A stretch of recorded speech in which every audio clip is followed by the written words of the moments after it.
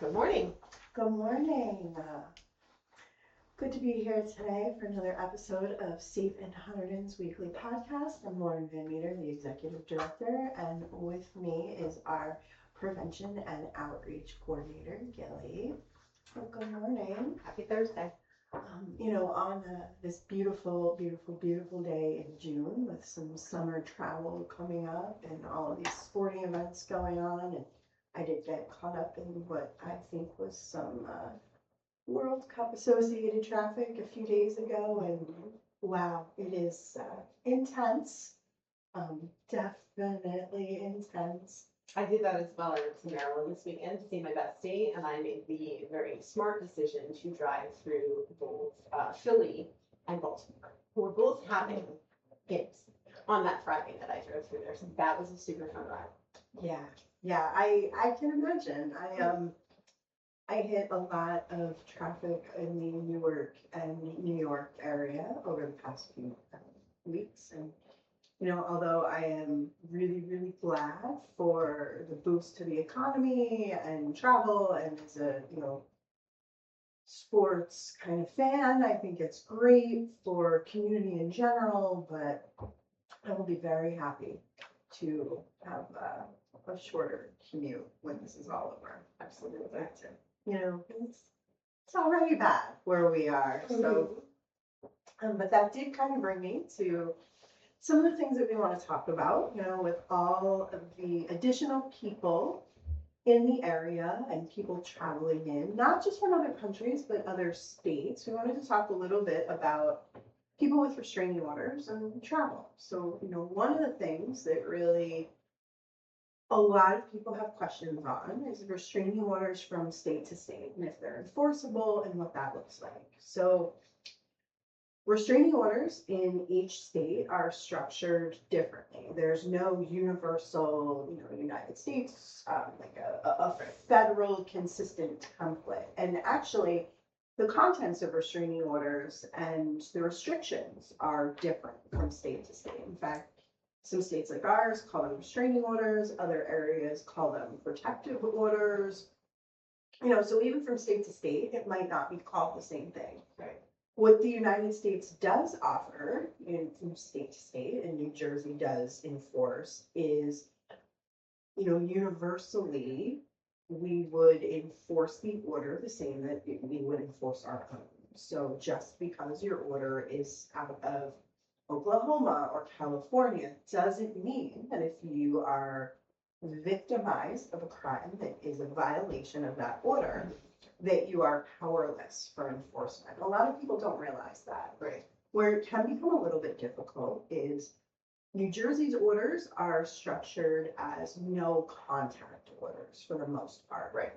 So a lot of people have a perception that a restraining order will be a distance-based order, which is true in other jurisdictions. Mm-hmm. So other areas, people are ordered to stay a certain number of feet away from a protected party, 500 feet away, 1,000 feet away, whatever that may be. And so that offers protection, for people when perhaps their abuser drives down their street. In New Jersey, during the time that I worked in law enforcement especially, it can be a little bit difficult to keep a protected party feeling safe in their home when an abuser is in fact allowed to drive down the road.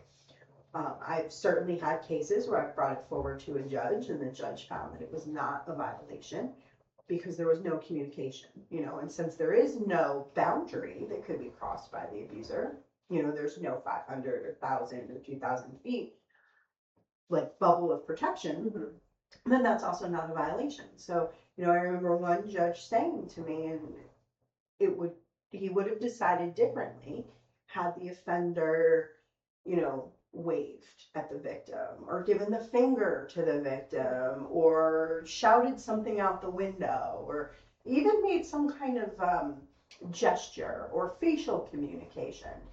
Because very clearly the survivor had the abuser on camera driving past her house. But, in that case, the judge told me that It wasn't like a private cul-de-sac. It wasn't a quasi-public area like an apartment complex. Mhm. This survivor lived on a fairly busy road that was a route to get to various other places. Right. And, because of how our laws are structured, there was really nothing available for enforcement. So, depending on the restraining order that somebody has, of course, New Jersey is going to enforce it. But then that becomes a problem for the survivor because if they come forward and they're on vacation here, maybe they are part of all of that traffic that's here for a World Cup match, right? Right. And so while they're headed to go do something fun with their family and attend this game, maybe they get a communication on their phone or some kind of message, comes through. And they come and they report that to New Jersey.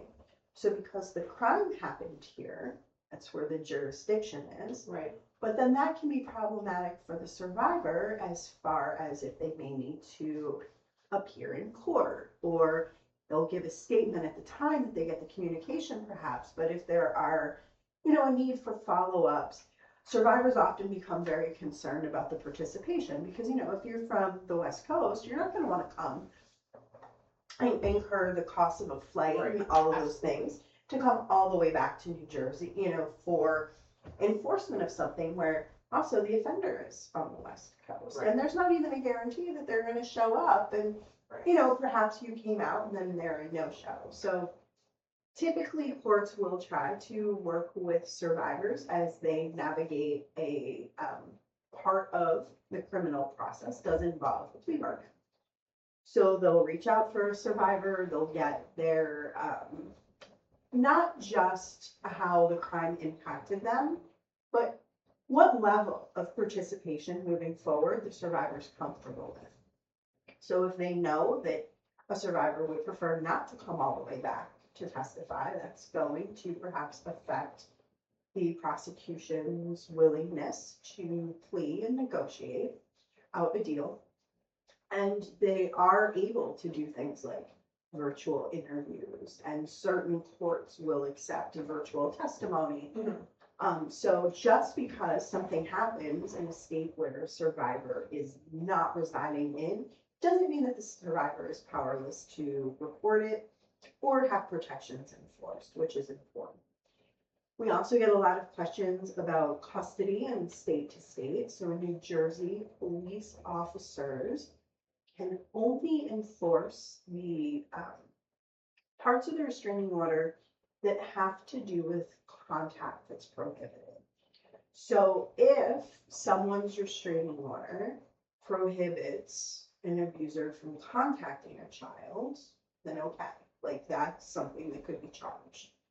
But if the restraining order orders a phone call and that phone call isn't made, that's not something police officers can enforce. And a lot of times clients will get upset because they'll come to the police and say, hey, he was supposed to have my children back. And I have a court order through family court. We have a custody agreement. We have something on the family court docket. And the police truly are unable to take actual enforcement type action. Right. They document things. They certainly believe the survivor coming forward and they understand that custody is absolutely part of the dynamic of power and control surrounding domestic violence and create such a level of concern for our clients when they are going without contact with their children. But police officers don't have the ability to, go to someone's house and grab their kids and put them in the other Right. parent's car. So that for someone coming in from another state where laws and custody may look differently, that can be something that's concerning for them because sheriff's officers in other areas and other states have different powers of enforcement. And also, a Hunterdon County Sheriff's Office, for example, are, police officers, right? They can write traffic tickets, they can make criminal arrests, but not all of them are assigned to do those things. Whereas in other states, it's sheriff's officers that engage in traffic enforcement on Right. county roadways. Right. So that too kind of can be confusing Mhm. for, clients that we've had from other states where they've gone to report something to the sheriff's office and then they're sent to a municipal agency and then, or, which is even more confusing for them, New Jersey has a lot of, Hunterdon County in particular, I should say, has a lot of municipalities that don't have their own police departments.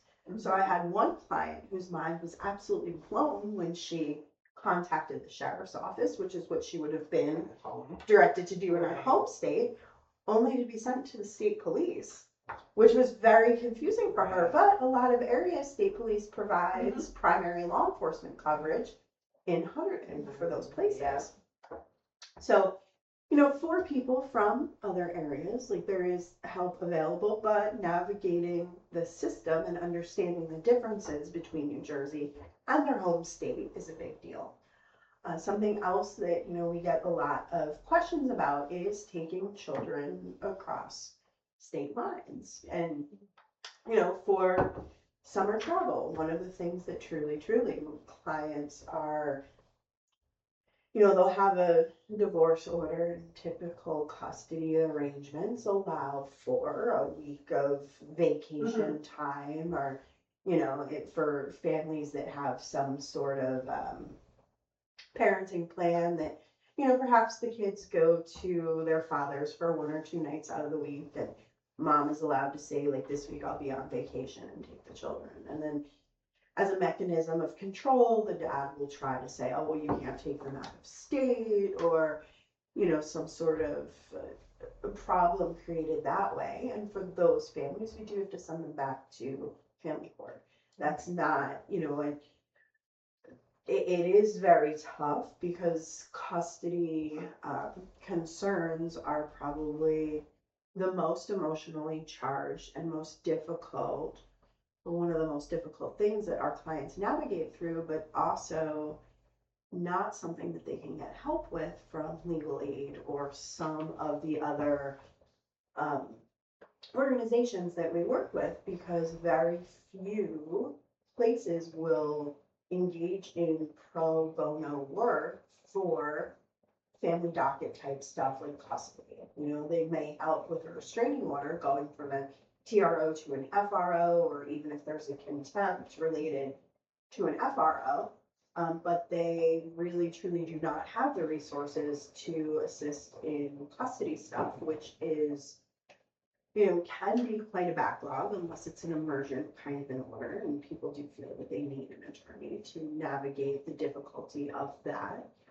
And it is, they often walk away feeling like they're not heard when they don't have the amount of dollars needed to support their work through a custody battle, especially in Hunterdon. So that is something else that we work with clients for, because a restraining order a temporary restraining order will supersede any custody agreement. Right. So this is something else that we reassure clients with, including those coming to us from out of state.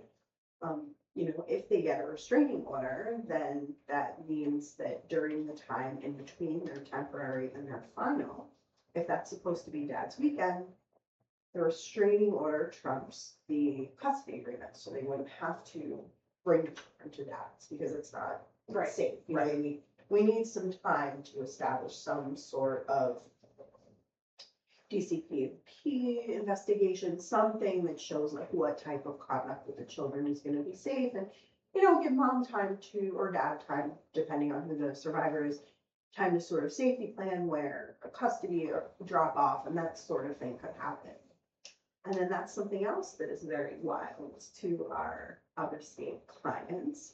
Hunterdon County has a lot of police departments where, although the police department is available 24/7, staffing in the building is not 24/7. Yeah.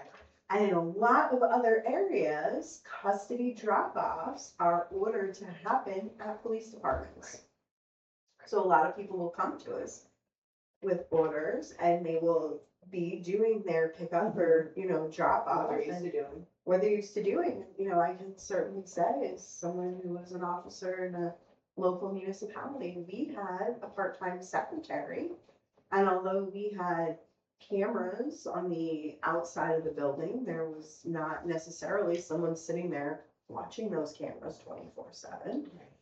And if there was a problem and someone were to come to the front door, they actually would have found the front door locked if it was outside of the secretary's normal business hours, and would have had to pick up a call box to talk with a dispatcher to have the police come to the building. So some people that have orders like that, when they realize that the police department is not necessarily populated on a Saturday morning because officers are out answering calls or doing patrol, will instead choose to do their pickup and drop off at a 24/7 business, like a Wawa or a McDonald's that's open very early, closes very late. There's always people around.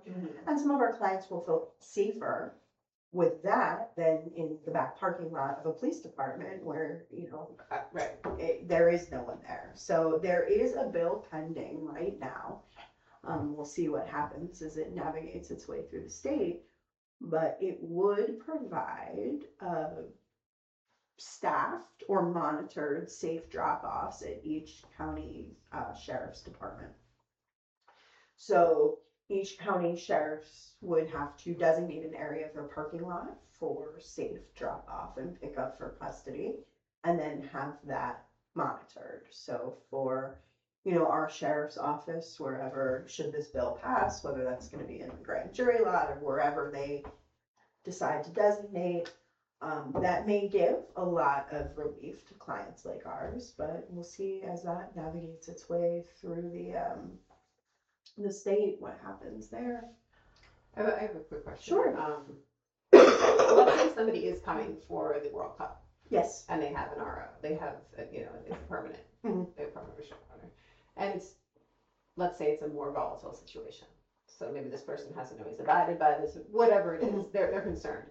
What's their best safety plan? Like, what's the best way to prepare for that travel with that RO? So to prepare, I always, always, always recommend going old school and having the most current version of that order with you, on your person, in your purse, not stored in your phone, not an electronic document. And the reason that I say that is, although there is an electronic database for New Jersey or other states that officers would have access to, databases with that type of information, often they use the term batch, where as information is updated, it's not immediately available and the system itself is unable to be accessed while it, think about like an update to your phone where it shuts off.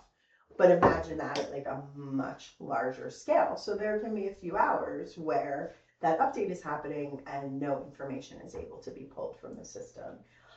Also, it is extremely helpful for an officer on the road to have immediate access to the document. And of course, they're going to verify and all of those things, but that is extremely helpful for people to have in the immediacy. Something else for safety planning that I truly recommend is, all that old school information that we talk about when people are going on vacation, like stop your mail and, don't announce on social media that you're not going to be home and all of those things. Strongly recommend that for survivors as they engage in travel. It's unfortunate because it's so exciting, and of course, as someone who is traveling and someone who has a social media page, like it's no secret that the National Conference on Domestic Violence is coming up. It's going to be in Austin. So people can rightfully assume, right, I'm going to be there, which I am very excited about. Right. But if I were going on vacation to Austin, one of the things that I would love to do is I would love to hop on my own personal social media and say, hey, I'm going to be in Austin during the States. I'd love to connect with, some of my friends out there because social media has definitely made us more global, right? And also, like, give me some recommendations. What's the best country bar I should visit? Like, Right. where can I go swimming with otters? Which, by the way, you can do in Austin, I'm doing that next weekend. but not in Austin. No, I'm doing next weekend. Very jealous. You can actually go swimming with Cape Buffalo in Austin, which is, I think, going to be even more fun than swimming with otters. So a trip to Austin is in Mhm. order. Yes. Okay. I digress. Austin, road trip it is. Very cool place. Julie and Lauren go to Austin and ride Cape Buffalo. It is a beautiful pool. It is very reflective. It looks very clean. So it's, it's not like a crock pot of grossness. I did make sure. I mean, it's so normal for us though. Like we're on these social media, we're on like women's group Right. pages or whatever. And we're Yes. always asking for what's the. I'm going to wear so and so Right. on these Give days. me Give recommendations. me recommendations. Like we it's natural in this for us Right. in this day and age to do that because it's the best way to get information, right? And like, so for a survivor, like if you saw what just happened there, right? You and I both got so excited about our summer plans. Mm-hmm. Swimming with otters, Mhm. potentially. I swimming just with said, buffalo, I right? was going to. I didn't say where it was, but Right. not thinking about it. Right. I was like, oh hey, I'm doing that. Yes, and so we're communicating Mhm. on this, forum, which is public, right? Mhm. Because we do publish our podcasts, and we hope that people are, Mhm. listening. Yes. And so it would be really easy for me to sit there and Google, where can you swim with otters? Mhm. Where locally can you swim with otters? Right. Because I said I'm doing it next weekend, so Mhm. obviously it's not a week-long trip. It's not. It wouldn't be hard. to figure out. Right. And if you know that you can't do it in New Jersey, no, I know that you're not going to be home this weekend. Right. And so that is something that is tough for survivors to think about because even when they're in situations where they've moved on and they're excited about their new life and they're excited about summer plans and travel and all of these great things that are going on as they rebuild their lives and, take Mhm. vacations and get back into, enjoying not being isolated Normalcy. and navigating their world in normalcy. Right. And there's still somebody out there constantly searching them. Right. And you don't realize how quickly it happens. Mhm. But immediately I say, I found a place that you can swim with Cape Buffalo. And now there's somebody who is either, I mean, it's more likely that they're obsessed with Cape Buffalo than me, right? Mhm. But just typed into their phone, where in the country can you swim with Cape Buffalo? And so they find that place as social medias. Mhm. And then they go to who is, especially on Instagram, because it publishes Yep. who likes Right. certain page. Right. And you do it from a burner account. So even if as a survivor, if I have blocked an abuser Right. on social media, they all have additional accounts, Absolutely. Absolutely. So then they pull up this place's list of people that have, liked this particular experience or zoo or hotel stay or whatever it is. And it comes up. And so now they know the town that may be in, and they're able to take a look at any photos where I may have liked something or said, hey, I'll be in the area from the 9th through the 13th. Can you send me more info? And so now they can start to pinpoint where I'm going to be. And even if it's not to track me at that location, now my house, where they may know that I still reside and where I have been living, they know when it's going to be empty. Like all the things that we tell people when they're going on regular vacation. Mhm. So without even realizing it, and just in having this very natural and normal conversation between two friends, Mhm. and not thinking about the level of public that is available to monitor that on social media, we have just given up where we're going to be and not be And we do it in Or so many next ways. Like it could even like a friend of mine on social media post a picture, and I'm like, oh, I'm going to be there in a couple. Not thinking Right? this is just on her picture, just for her friends. But who knows No. who's in those friends, or who's watching, or who has mutual friends with the person who may have Right. been blocked. But we don't think See, about that because it's a never. natural Right. response. It's like we're just acting like a normal person. Like, Right. oh, I'm excited. Oh, I've been there. Oh, I'm going there. Oh, I'm going next week, and I saw you were just there. What's Hawaii like? Like, where do I, and then. Right, and we do it in ways, like warning people, oh, I just dealt with a bunch of World Cup traffic. It's going on again Mhm. today. Stay out of Newark, which is a true It is PSA, true. Yes, by it the way. is. Stay off of 78 today. Eastbound, no. But in that, even just like warning. Mhm. Now I have inadvertently told people where I will and won't be, and if Right. somebody knows perhaps that I live up 78 Mhm. or that my office is towards that general area or whatever it is, okay, she's not going to be there today. So where is she going to be working from? Right. And it really, survivors who do have stalkers, even because we deal with, we help people who also experience stalking, not in intimate partner relationships, sort of the stranger stalking, it's referred to, where before you could not get a TRO or an FRO. Earlier in my career, towards the end of my career, laws did change where if you did have a stalker, in the way that we typically think of celebrities as Mhm. being stalked, Right.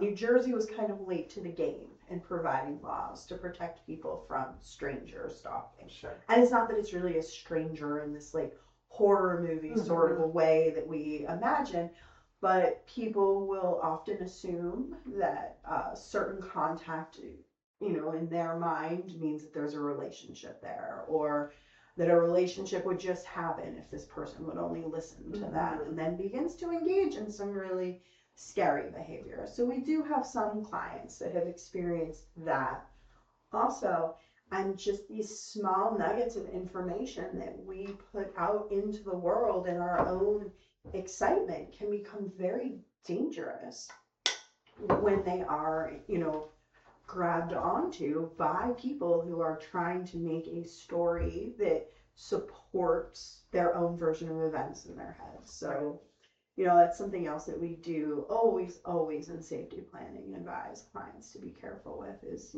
social media presence and footprint. And it is really a shame because a lot of, social media is normal communication now. And we're always, even like in our teen groups, like we come down on teens for being on their phones and stuff, but there's really good stuff that comes from social Absolutely. media and communicating 100%. and, support across the country in ways that we would not have if, we didn't have the ability to reach out for people in that way. And, one of the most telling things, like my 30th high school reunion is this summer, which is, a detail that people knowing that I went to school locally are very easy to figure out where I was and what year. But Right.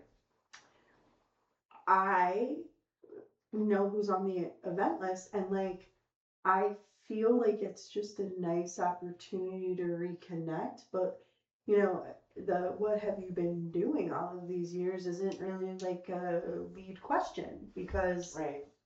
I've been part of their lives for the past 10 years at least, maybe longer. I've social media has been at least since my daughter was born. So, we're going on probably 20 years of active involvement in each other's lives. Yeah. And, so yeah, it'll be great to all be in the same place. But that's something else that is problematic for people who are experiencing this kind of stalking and watching, is that, if you have been abused by someone or you do have a stalker, they know where you went to high school. It's easy to figure out. They know what your class year is. It is so easy to just look up, the name of not like a class president, not like necessarily a huge sports star from the school, but just somebody that was in that group that make a fake page, and now you're on the class reunion page. Exactly. And you're monitoring all those communication and, these things that we don't even think about, but how do you tell a survivor, yeah, stay off of social media completely, like, and the support and the networking and the help that's available, not only from their friends and community members, but the overall community of survivors. There are some fantastic social media pages that give people motivation Absolutely. and help and 100%. referrals to programs like ours. Like, we have a social media page. Why would we? Exactly. And so it's kind of, additional steps that survivors have to think about that's concerning. Absolutely.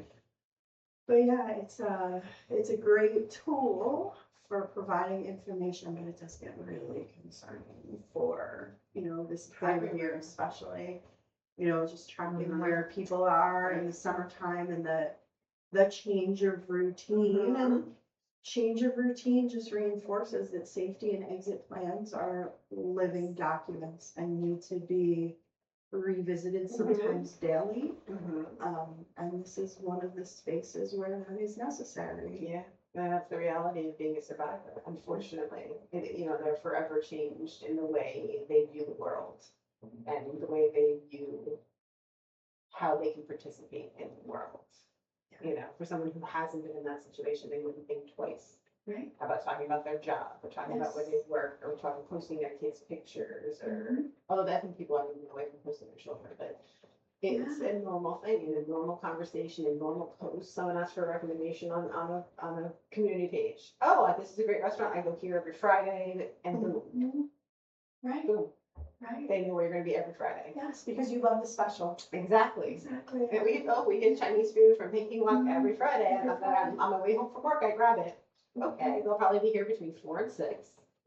I know where this restaurant is. I know, and Yeah. so the eyes of the world to a survivor are very different than the eyes of the world to someone who has not been in that type of situation. And I would just like to close our session out with reminding people that they can get immediate help with safety planning, including summer safety planning, just by calling our hotline. Our advocates are completely trained, ready to help, and can provide you with true advocacy. Not, we are not just a referral line. Absolutely. And we will post the hotline and website details on all of our social medias with the link to this podcast. So Absolutely. thank you so much for hosting with me today. And, thank you to our listeners for supporting survivors. And we look forward to touching base with you next time. Thank you. Thank you.